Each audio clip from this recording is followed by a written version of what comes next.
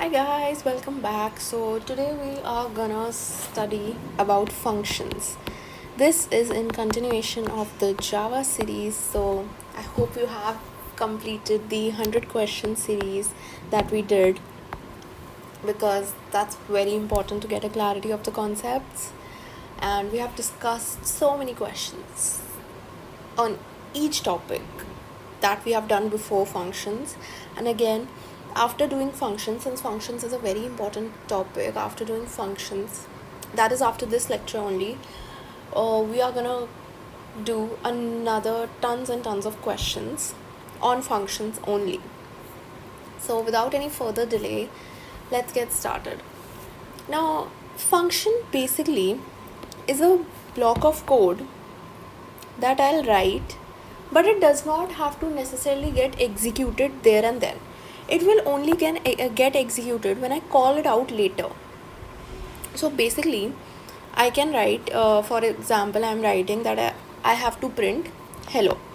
Now, I don't want it to execute right now, but I want it to execute somewhere later in the code when I write whatever the name of my function is. When I basically call it, I want it to be executed. So that's the basic concept of functions. Now,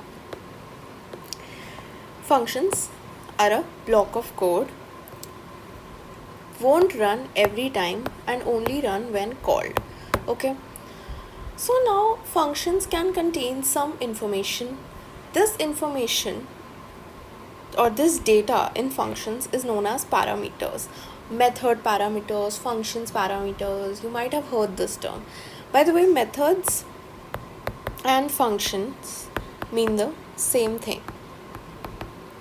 They both mean the same thing. Okay, now let's move on further. How can we create a method? How can we create a method? First of all, any method is declared with the class. So our first line that we always write is public class main, right? After this, we can declare the function. Now, how do we declare the function? We use the keyword static. Static is a keyword, nothing else. Then we use void. Why void, I'll tell in just a minute. And then my method. This is basically the name of your method. It can be anything. You can name it my age, my name, or simply age or name, or whatever you want. It's up to you. So this is the name of the method. Static means method is in the main class. It is not an object of the main class. It is a method of the main class. That's why we are using static keyword, that it belongs to the main class. It is not an object of the main class, it belongs to a main class. Now, what's object, we are going to discuss in the next lecture video.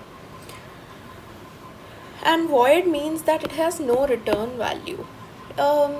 This particular function has no return value. If we want this function to return a value, instead of void, we might write int if it's returning an integer value, and so on. Now, how do we call a method? After writing this syntax means I have created my function. Now my function is created. How do I call a method? I hope you remember this line. This is the basically where the code is being executed. Now my method, here I have declared the function, here I am calling the function. I hope you can see the difference. Okay, and you can call a function multiple times. I can write my method here, and it will print hello world 3 times. Then if I write it my method like this 3 times, why there's no value in this brackets? Because this is a void function, and it has not just this is a void function, it has no parameters basically. That's why hello world. So moving on to the next topic, what are parameters?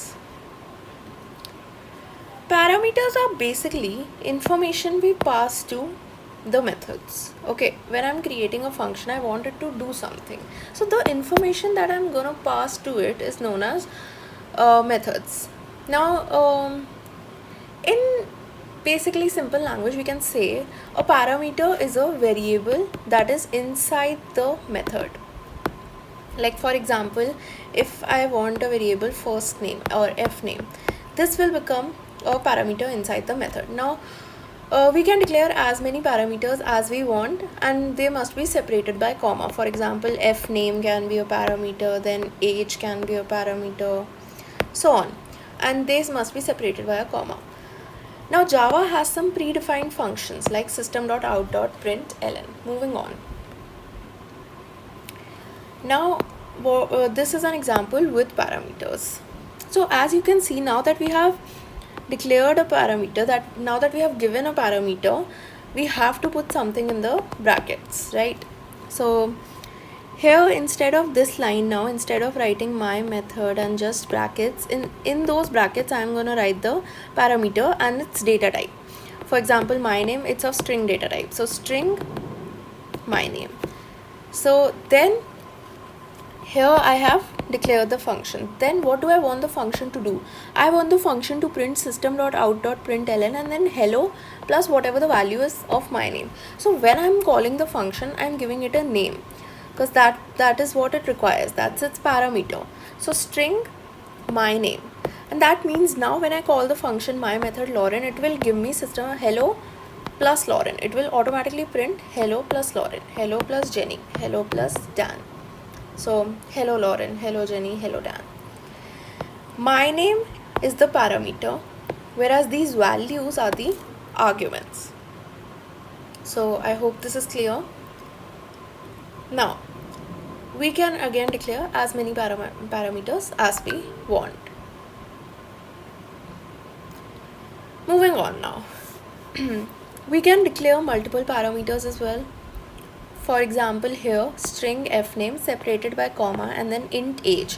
We need to declare the data type also. String f name int age. Like it is like declaring variables also. Like we used to write int my num is equal to 10. We used to write this while declaring variables. We are doing this only, except we are not giving the value and we are doing it in the method itself this time. Then system.out.println f name plus is age. So then I have to now give two values. First the name, which should be a string, and then the age, which should be a number. Then Lauren is 22. Okay, so this is an example of multiple parameters. Now let's come to return values. We have heard the term return sometimes, that a function is returning. In void also we discussed that it has no return value. Static void means no return value, whereas if I'm writing int, char, etc., it means it has a return type. Okay.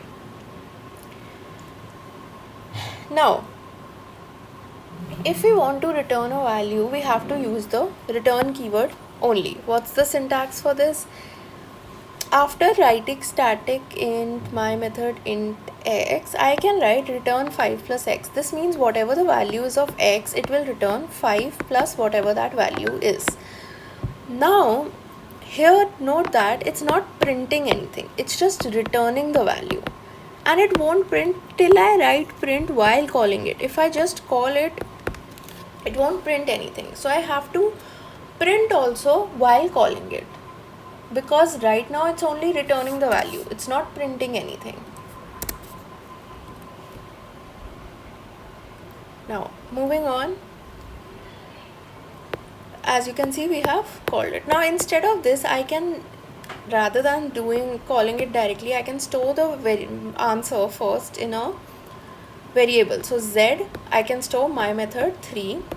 So now the value when it's called is stored in z.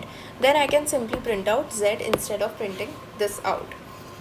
So this is all about return values. Now comes the term method overloading. Method overloading means nothing but when two functions have the same name. Note that only the name should be same. Their parameters should be different and their methods should be different. So different methods, same name, different parameters. Okay. Basically, when I'm creating two methods, let's say, both of them might be doing the same thing also, but they should have different parameters. What's this supposed to mean? For example, I created a function for adding two integer data type numbers. Okay, so I created a function, let's say static int plus method, and then it has two parameters. It has two parameters, int x and int y. Now I created another function which is for double data type, and it has two parameters, double x and double y. Both of them are called plus only, and they are doing addition only, but the parameters are different. Their name is same, the methods are different. Their name is same, their parameters are different.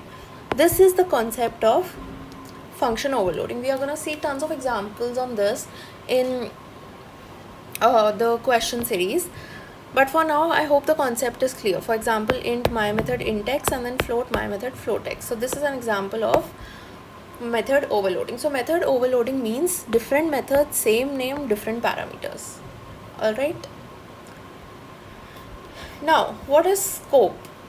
Scope is basically let's say variables, some variables that are only accessible inside the region they are created.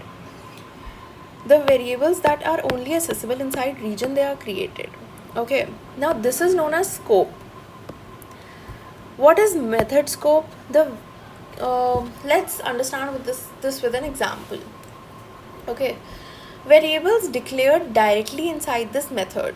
This is a method. Variables that are declared directly inside this method, like int x is equal to 100, are available anywhere in the method following the line of the code in which they are declared. So after this line I can write tons of lines of code using x, but before this if I write, that cannot be used. That is wrong.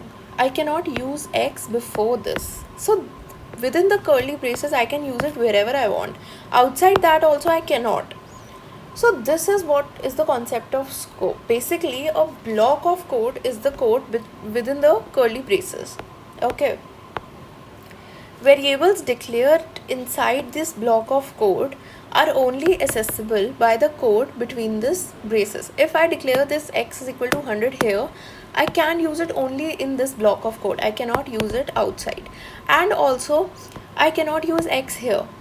It should be after it has been declared.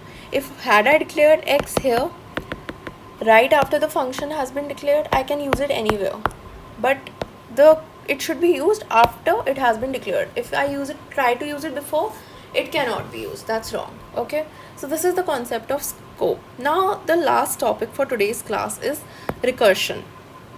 Recursion is when a function calls itself. Okay, so let's try to understand this. Let's say if I have to add two numbers, 1 plus 100, it's very easy to add these two numbers, right? But instead of adding these two numbers, what if I say that I have to add all the numbers in this range? For such type of situations, I can use the concept of recursion. How can I do this? So let's do a dry run of this code. This is the code. Let's do a dry run. Recursion is nothing, it's not a new concept, it's a function only. But how are we going to do it? Let's do a dry run for this. First we have declared a function where int result is equal to sum 10. This is a function to print the sum of numbers up to 10, first 10 numbers. Then system.out.print and result. So sum of how many numbers? First 10. Now what we are doing is, while calling out the function, if k is greater than 0, return k plus sum k minus 1. So let's say right now what I'm doing is, first I'll check 10. Is 10 greater than 0? Yes. Then return 10 plus sum with sum of 10 minus 1, so that will be 9. Else return 0. Then again it will do the same thing, plus 8. K minus 1 is 8, because right now k is 9. So 10 plus 9 plus 8. Then now k is 8. So sum is 7 till k is greater than 0. As soon as k becomes 0, it will no longer satisfy the condition and the recursion will stop. So this is the concept. So it's basically going something like 10 plus 9, then plus sum 8, then this changes to 10 plus 9 plus 8 plus sum 7. So the new function is becoming sum 9 first, then sum 8, then sum 7, and so on. So this is the concept of recursion. Now this, some of you might feel that this is quite similar to the concept of loops, right? So similar to what used to happen in loops, there was this condition known as infinite looping, which is not good, right? We don't have to do it. So similarly in recursion also, one slip and very easily it can turn into a infinite recursion. We don't want that.